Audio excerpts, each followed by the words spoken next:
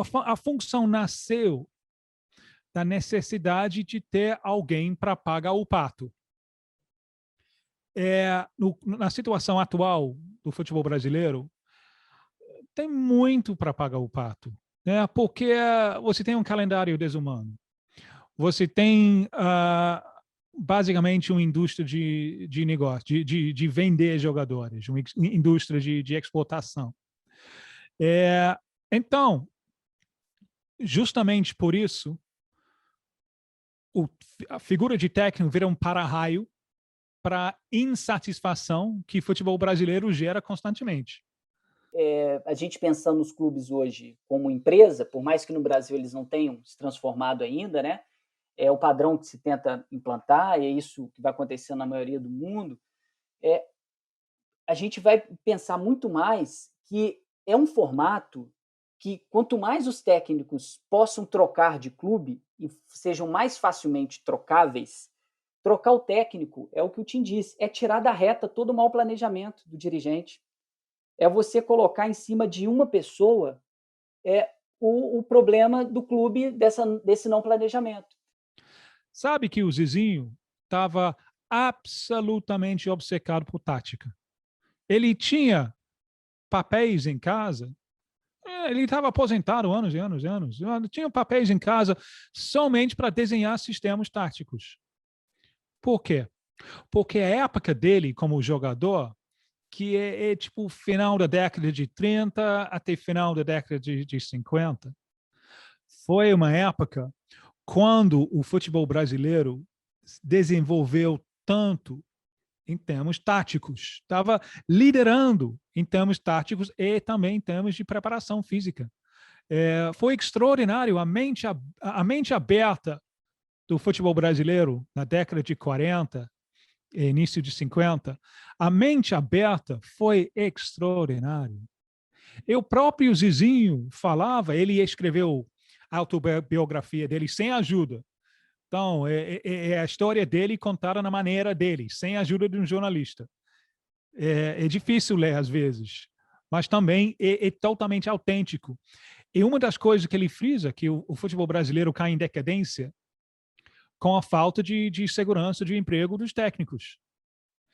Quando você começa a falar muito de um técnico, bombardear um técnico a semana inteira, você tirou o foco dessa diretoria, né? Você joga para a torcida. E aí quando você troca, e a maioria das vezes, né, essa sintonia da torcida pediu fulano, aí a diretoria vai lá e traz, você ganha ali mais umas 3 rodadas de alívio, no mínimo, né? Isso é uma moeda de troca muito importante para o futebol brasileiro, para os clubes brasileiros que não conseguem pensar nesse planejamento muito grande.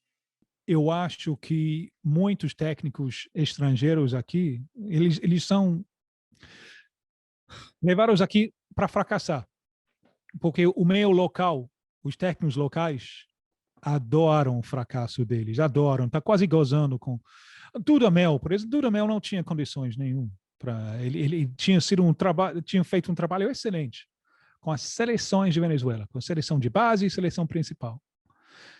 Quase não teve experiência de clube, não fala a língua, tá aqui, tem um jogo dia seguinte. Obviamente isso não vai dar certo, não tem como dar certo. É quase tipo, ele foi contratado para fracassar, para a gente volta para fazer a coisa mais confortável para nós, que é alguém dentro da panelinha. Nesse contexto atual, Matheus, eu acho que existe uma disputa e uma resistência muito grande aos treinadores por alguns setores da imprensa, né? Treinadores estrangeiros. É claro que a gente sabe que o Jorge Jesus fez um excelente trabalho, ele é muito bom, realmente, mas hoje a gente tem um ataque que o Abel, por exemplo, no Palmeiras está sofrendo. O Abel não conseguiu treinar o time dele em nenhuma situação, e já tem gente querendo que ele saia, aí você faz algumas alterações assim no time, qualquer treinador vira professor Pardal. Então... Com população de mais que 200 milhões,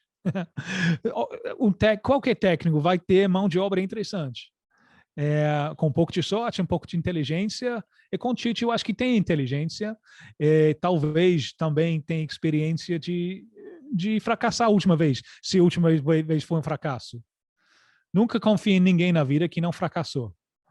Né? O fracasso do passado faz parte do sucesso de amanhã.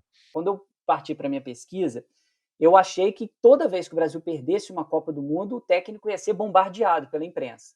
Aí, só para situar o pessoal, eu analisei o Jornal Globo, Folha de São Paulo, e o Jornal do Brasil e o Jornal Jornal à Noite, desculpa, que era um jornal carioca na época, que tinha, até a Copa de 50, tinha uma força maior do que o Jornal do Brasil. E em todas as competições que o Brasil não venceu, o técnico foi meio poupado. Tá? Ele não era tão atacado assim. O Brasil era, durante muito tempo, a terceira força, até teve a humildade de aprender. A partir do momento que ganha 3 Copas em 4, não quer mais aprender. Acho que não tem mais para aprender.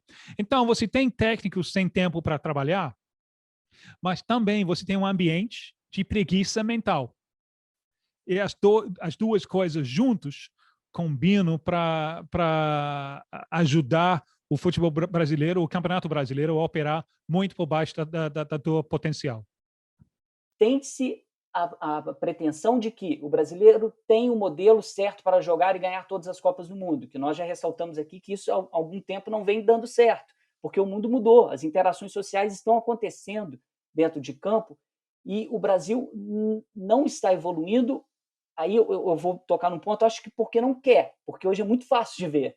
Né? Antigamente você precisava de viajar para ver um jogo. Hoje em dia, em qualquer canal de televisão, você vê jogos em qualquer lugar do mundo. Se quiser ver o campeonato chinês hoje, você paga aí um site que vai televisionar o jogo, você assiste. Então, essa intercâmbio você consegue ter.